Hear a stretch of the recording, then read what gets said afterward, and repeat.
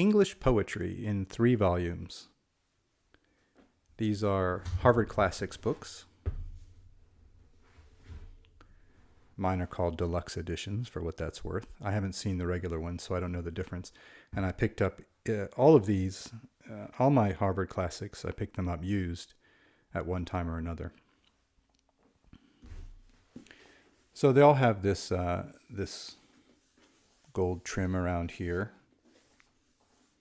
And they all have this shield veritas on the front, which means truth in Latin. They're all sewn bound, and they bound in such a way that you can have them flat without cracking the spine.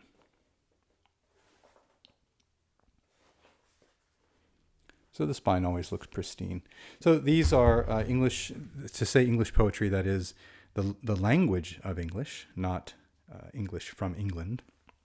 And they're done chronologically. So the first is Chaucer to Gray.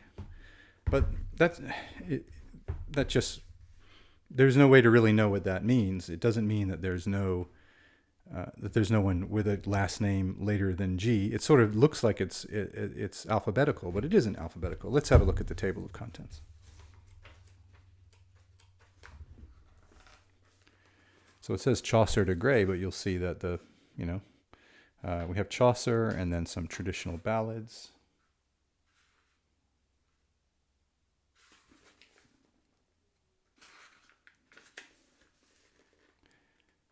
And you see there's Sir Thomas Wyatt. Well, if you were thinking that this is like an encyclopedia, that this is the C to the G, you wouldn't expect to find someone named Thomas Wyatt in there. But the idea is they just listed some famous poets from that time chronologically. Okay, let's look at what else there is.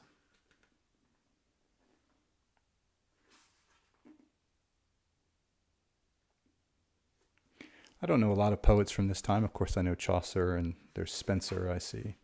And a lot of these I really don't know.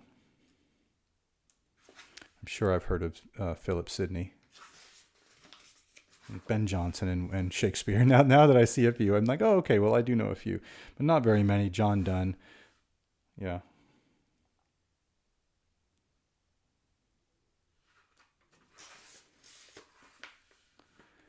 Poetry doesn't take up a lot of space. You can have a regular sized book and have a ton of poems in there and have a good representation of different poets.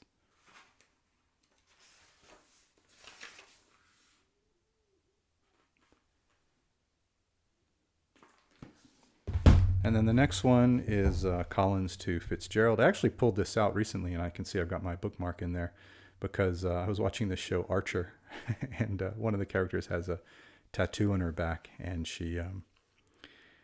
the tattoo was one of Byron's poems. Anyway, look, the book looks exactly the same. We can have a quick look. I don't want to spend too much time just looking at tables of contents, although that might be helpful for someone looking for it. But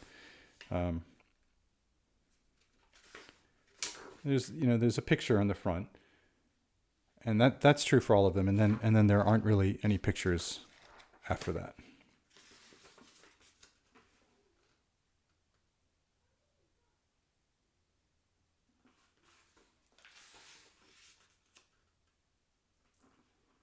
Wordsworth gets a lot of attention, as you might expect.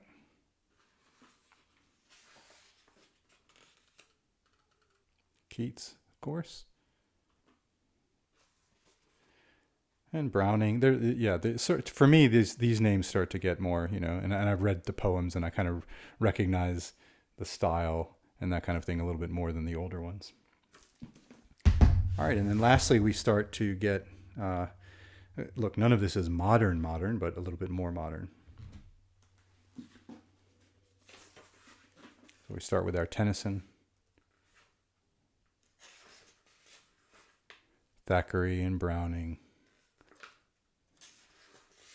a little Bronte in there, and of course Emerson. The pages are relatively thick. They're not cardstock or anything, but they're not bad. They're reasonable. And it's the same treatment as all the Harvard Classics books. I think they're reasonable, and the margins are reasonable as well. I'll just bump the camera, but the margins are reasonable as well. So it's good. I think it's nice. For instance, when I found that poem by Byron, which may as well. It's this one here. That's nicer to read than on the screen. At first I found it on the screen. What was that poem? Found it online, and then I went, I'm sure we've got that, and I found it here, and it's much nicer to read it in a book. But probably wouldn't be looking at this channel if you disagreed. We'll leave it there. That's the English Poets in 3 volumes. Harvard Classics.